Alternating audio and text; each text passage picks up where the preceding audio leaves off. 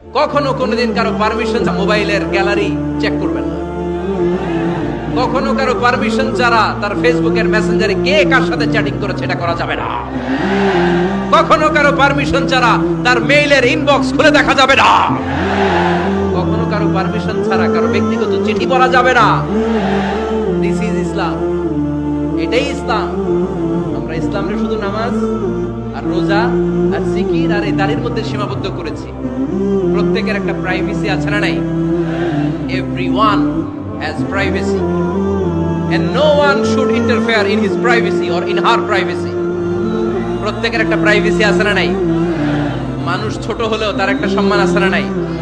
এজন্য ছোট্ট বাচ্চাদেরকে কখনো প্যান্ট খুলতে বলবেন না। অনেকে বলে আরে ছোট মানুষ খোল খোল, আরে তুই খোল, এই খোল খোল খোল, তো আছে না নাই? ওরও প্রেস্টিজ আছে, ওরও সম্মান আছে। খবরদার, everyone has a personal space and no one should interfere someone's personal space.